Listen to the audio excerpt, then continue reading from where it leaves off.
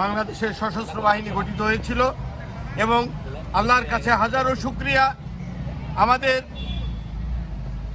প্রাণপ্রিয় নেত্রী, দেশ নেত্রী, সাবেক প্রধানমন্ত্রী শহীদ প্রেসিডেন্ট জিয়ার যোগ্য উত্তরসূরি বেগম খালেদা জিয়া আজ মুক্ত হয়ে সেনাকুঞ্জে ঐতিহাসিক সশস্ত্র বাহিনী দিবসের অতিথি হিসাবে যোগদান করেছে।